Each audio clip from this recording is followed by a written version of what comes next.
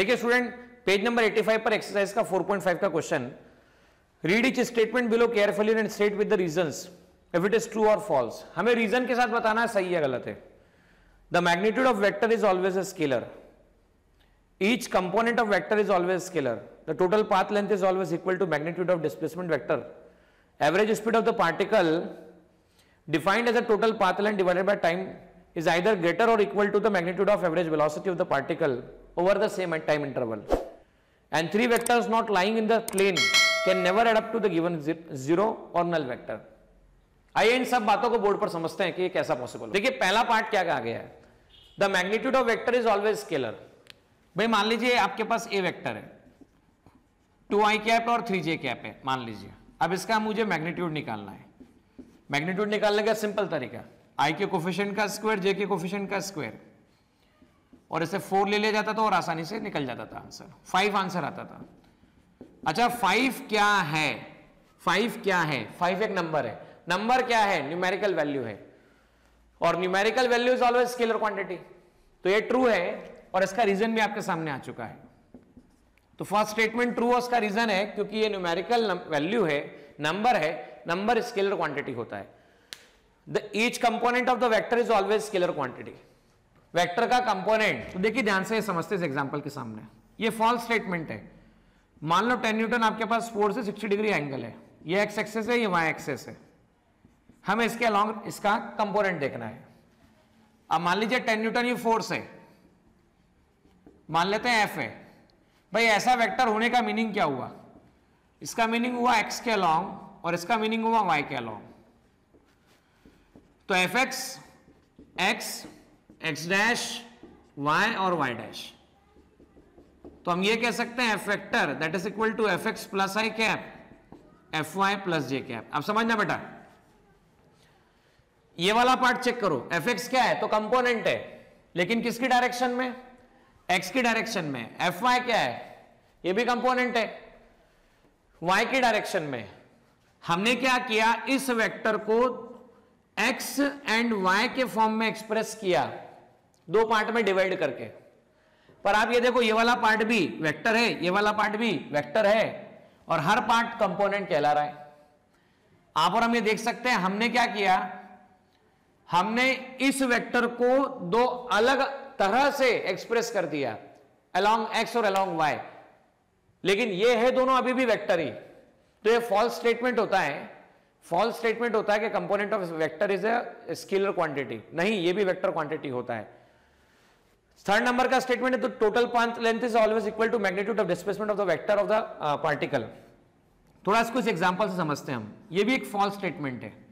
मान लो ए से B particle निकला, इसकी रेडियस 100 मीटर है, इसकी रेडियस 100 मीटर है, और ए से बी पहुंचने में पार्टिकल को 10 सेकंड लगे, 10 सेकंड लगे। अब समझना ध्यान से, अगर पार्टिकल ए से बी पहले रास्ते से जाता है और दूसरे रास्ते से जाता है, तो पहले रास्ते से जाता है तो कितना डिस्टेंस कवर करता है या कितना पाथ लेंथ कवर करता है।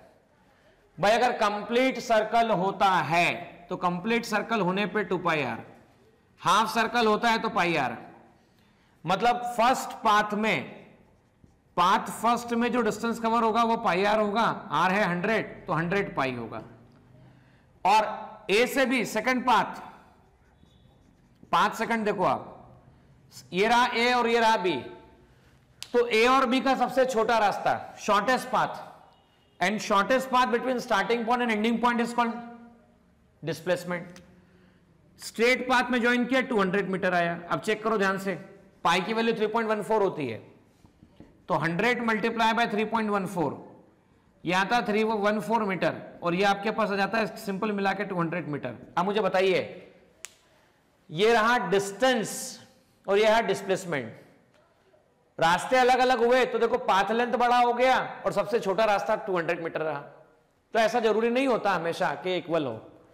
अब सेम, अब डी जो बोला गया है, average speed of the particle is either greater or equal to the magnitude of average velocity.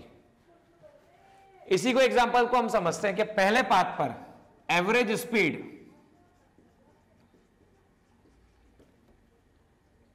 मान लीजिए इसको केवल एक रास्ता होता है, सपोज ऐसा क्वेश्चन होता है कि भाई पार्टिकल ए से बी पहुंचा 100 मीटर वो इस रास्ते से गुजरा, बराबर। तो स्पीड बताओ 10 सेकंड के अंदर कितना होगा, और वेलोसिटी बताओ 10 सेकंड के अंदर कितना होगा जब इसको एक रास्ता पॉसिबल होता, ये वाले रास्ते से गया होता। तो average speed total distance upon total time. तो टोटल डिस्टेंस कैसे निकालेंगे भाई? वन साइकिल था, वन कंप्लीट सर्कल था तो 2 पाई आर था, हाफ था तो कितना आया? पाई आर था। पाई आर को 100 पाई लिखा, 314 लिखा। अब आपने लिखा 314, टाइम कितना? 10 सेकंड, तो 31.4 मीटर पर सेकंड आ चुका है। अच्छा, इसी केस में एवरेज वेलोसिटी चेक करते हैं। एवरेज वेलोसिटी, तो एवरेज वेलोसिटी मतलब total displacement upon total time. Total displacement upon total time में ये रहा स्टार्टिंग पॉइंट, ये रहा ending point join by straight line. 200 metre upon 10 second, तो प्लस 20 मीटर पर सेकंड। अब देखो स्पीड बढ़ाया लेकिन वेलोसिटी छोटा आया, स्पीड बढ़ाया लेकिन वेलोसिटी छोटा आया। अब सोचो ऐसा क्वेश्चन ना होते हुए ऐसा क्वेश्चन होता कि पार्टिकल ए से भी जा रहा है, समझना ध्यान से, है ना। पार्टिकल ए से भी जा रहा है, उसके पास में एक ही रास्ता है ए से भी जाने का, 200 मीटर है, 100 मीटर 200 मीटर और 10 सेकंड लगा। तो आपको एवरेज स्पीड और एवरेज वेलोसिटी बताना है। अब देखो एवरेज स्पीड और एवरेज वेलोसिटी की बात करें, let us talk about average speed and average velocity. तो पाथ लेंथ कितना है?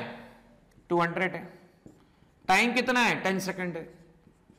तो एवरेज स्पीड कितना हो चुका है आपके पास में? तो average speed total distance upon total time 20 metre per second. Average velocity total displacement upon total time. अच्छा, डिस्प्लेसमेंट में ए से बी जा रहा है, तो देखो एक्स एक्सेस के पॉजिटिव पार्ट पर, एक्स एक्सेस के नेगेटिव पार्ट पर। पॉजिटिव पार्ट मतलब प्लस, ए से बी जा रहा है मतलब मैं प्लस 200 बोलूंगा, और टाइम आपके पास में 10 सेकंड, तो ये आ गया मीटर या सेकंड, तो प्लस 20 मीटर पर सेकंड। मतलब अगर एवरेज स्पीड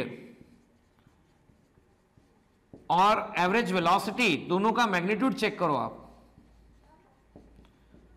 तो दोनों का मैग्नीट्यूड सेम आ रहा है, क्योंकि 20 और प्लस 20 लो आप, तो दोनों का मैग्नीट्यूड सेम ही आता है।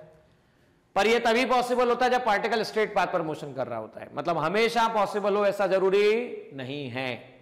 आइए अगला क्या बोला गया है, 3 vectors not lying in the plane can never add up to give a null vector। ये सही बात है, जब भी 3 वेक्टर सेम प्लेन में नहीं होते हैं तो उनका रिजल्टेंट 0 नहीं आता है। देखो triangle law, parallelogram law, triangle law में ये बात मैं सच सिखा चुका था, आप लोगों को बताया था मैंने कि अगर मान लो 3 वेक्टर हैं, ऐसे है कि एक का हेड दूसरे का टेल, एक का हेड दूसरे का टेल, एक का हेड दूसरे का टेल, क्लोज लूप बनाता है, तो इन तीनों वेक्टर का सम जो आता है A vector plus B vector plus C vector 0 आता है।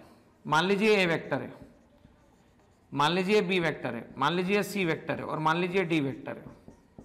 मान लो ये भी क्लोज लूप है।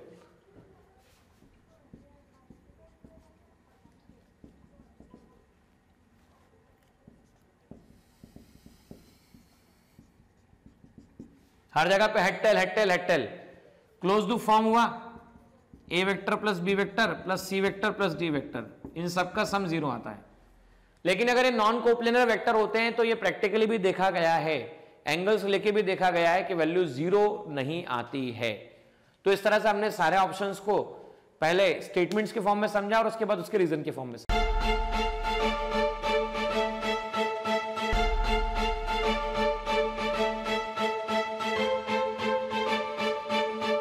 पुरोहित अकॅडमी, मेन ब्रांच प्रभात चौक, MJ कॉलेज रोड, लोकमान्य हॉस्पिटलच्या बाजूला, जळगाव, आणि पांडे क्लासेस जवळ, बंधन बँके शेजारी, ट्रॅफिक गार्डनच्या समोर, जळगाव।